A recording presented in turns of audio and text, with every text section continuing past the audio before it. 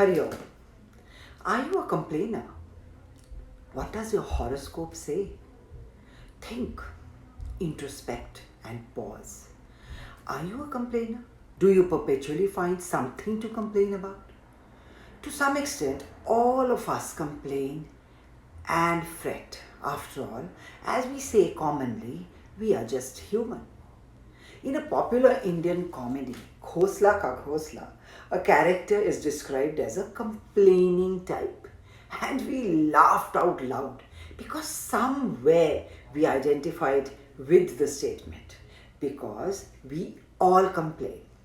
When we rise above one subject, be it a person or a situation, we soon find another to start complaining about. After all, how else do we occupy our minds? According to research, we have 62,000 thoughts in a day. And mind you, this does not include deep sleep hours. Of these thoughts, 80% are negative and 95% are repetitive. This repetition can go on for days like a song we like to hear repeatedly. But like everything else, in many people, complaining is almost like an obsessive disorder. Be it the weather, food, work, people, or even their own appearance, they complain about practically everything repeatedly. It is really difficult to be around so much complaining, and we often wonder in annoyance what makes them do this. As I have said earlier, the 5th and the 12th houses of the horoscope are related to the mind. The planets connected to the lagna or the first house or the ruling area of our personality also spells out our personality and approach in general.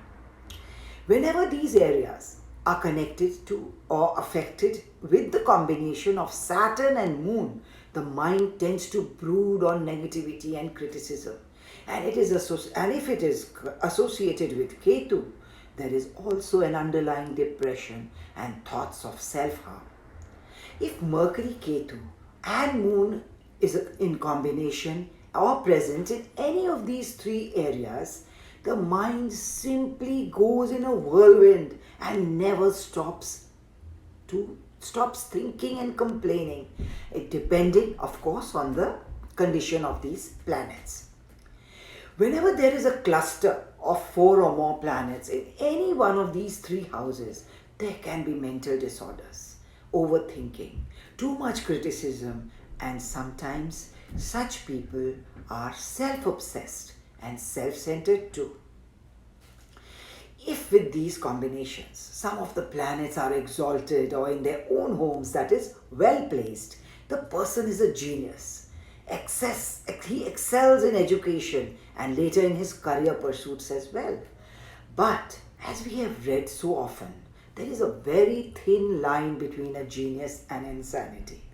They are not easy to live with because of their genius, they remain in total denial of their mental afflictions and obsessive and complaining nature.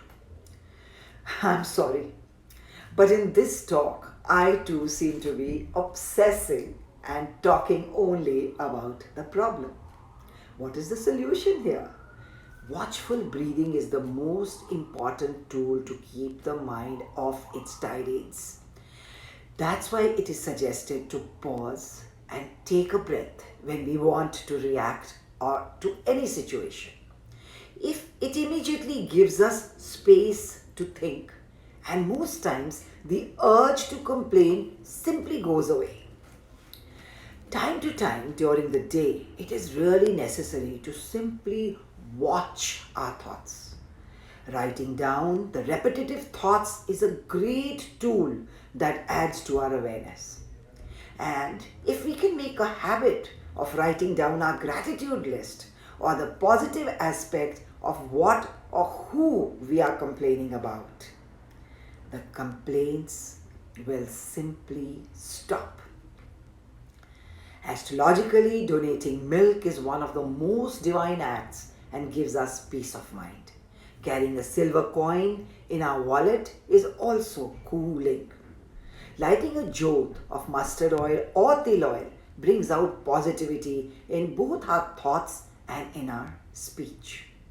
And of course, regular meditation helps us introspect better and grow to understand the futility of seeing anything or anyone separate from us. That's where we all need to reach and not waste valuable time and energy on unnecessary tirades of complaints.